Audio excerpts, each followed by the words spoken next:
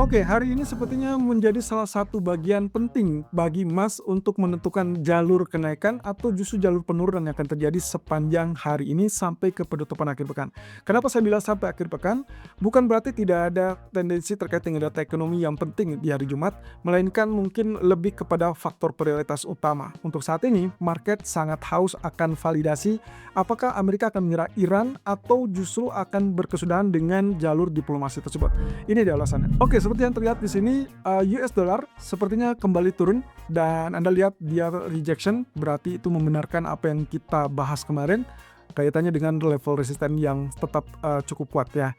Nah, cuman yang juga cukup menarik adalah di hari ini atau pagi ini dia dibuka dengan gap down, sehingga itu pula yang berdampak kepada pembukaan dari US Treasury Yield-nya. Nah, kalau misalkan lihat secara keseluruhan, jelas di sini masih tetap memberikan indikasi akan terjadinya penurunan ya. Tapi akan berbeda cerita kalau seandainya terjadi kesepakatan antara Amerika dan Iran atau mungkin salah satu kubu akan relatif melunak.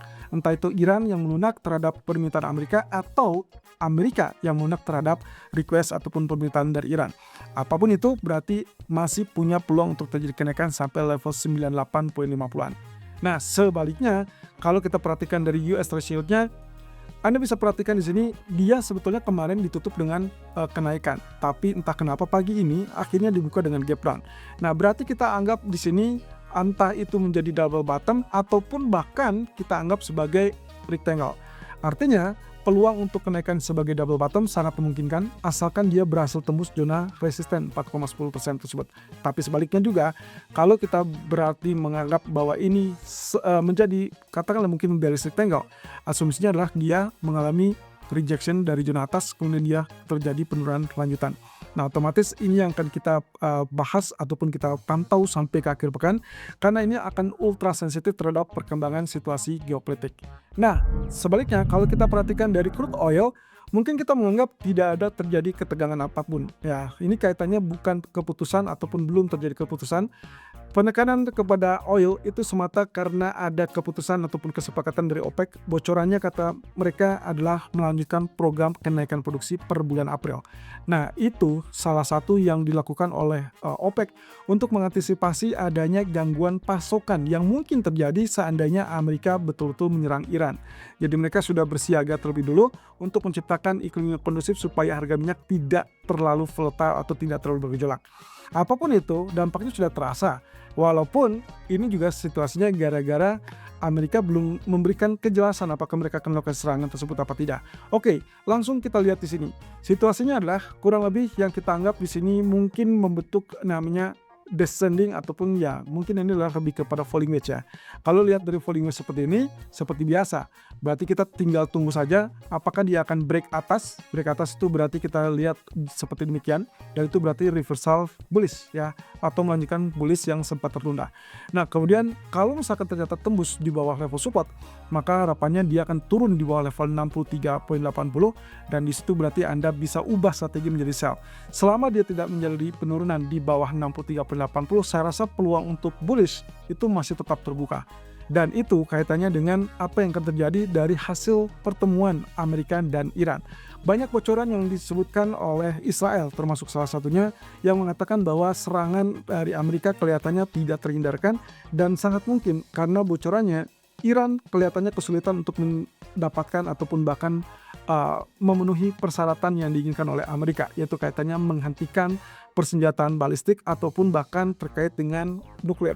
Nah, kalau begitu berarti kita harus berhati-hati. Situasinya ini akan sangat mudah dan sangat volatile dan sangat terbuka juga untuk naik ke 70 dengan sangat cepat, atau sebaliknya dia akan sangat mudah dengan turun di bawah level $63 dengan sangat cepat. Jadi hati-hati pertimbangannya untuk 1 atau 2 malam ke depan. Nah, situasi juga akan sangat berpengaruh pada status pound sterling. Untuk saat ini dia diuntungkan dari pelemahan US dollar. Anda bisa lihat dia kembali bangkit. Hanya saja di sini yang perlu kita pertimbangkan adalah apakah dia mampu untuk tembus di atas 1.3580 atau tidak. Kalau tidak, hati-hati. kemungkinan rejection atas kemudian dia terjadi tekanan turun, itu juga akan mengakibatkan tekanan di bawah 1.3500 kembali. So saran saya untuk saat ini kita buy terlebih dulu, tapi kalau misalkan ada indikasi gagal tembus 1.3580, kita keluar, lalu kemudian tunggu sampai hasil pertemuan tersebut keluar. Kalau ternyata diyakini bahwa tidak terjadi perang, maka kemungkinan yang akan kita lihat adalah dolar akan riba, dan itu berarti pound sterling potensinya adalah penurunan. Tapi sebaliknya kalau terjadi peperangan, maka kemungkinan dolar akan relatif lemah.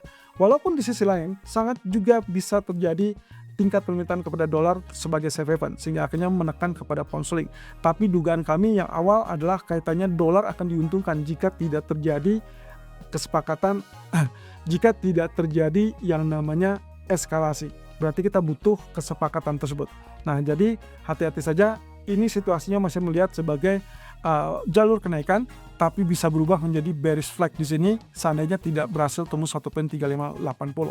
Nah, di sisi lain, kalau kita lihat dari pergerakan emas sampai saat ini, Anda bisa bayangkan pergerakan 2 hari terakhir dia tertahan di zona yang sama, supportnya tidak lebih jauh dari 5100, walaupun sempat sampai 5093 2 hari yang lalu, tapi tidak berpengaruh. Anda bisa perhatikan di sini dia juga bertahan mengalami kenaikan. Jadi kalau begitu jalurnya masih tetap sama. Kita asumsikan kemarin ini adalah 1, 2, 3, 4, sehingga harusnya ini adalah kenaikan untuk wave ke-5. Oleh karenanya sangat mungkin potensinya adalah tembus level 5240 untuk mengejar ke 5340-an.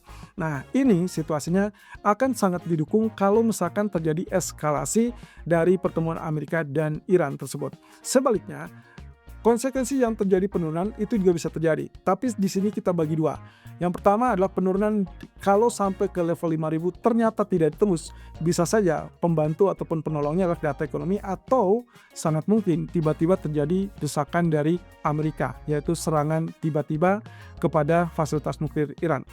Nah, atau sebaliknya, kalau ternyata sama sekali tidak terjadi peperangan, lalu kemudian data ekonomi yang sangat-sangat bagus, maka ini akan menunjang untuk penurunan. Ini skenario kedua untuk bearish, dan kemungkinan kita akan lihat dia turun dengan sangat cepat sampai 4860-an.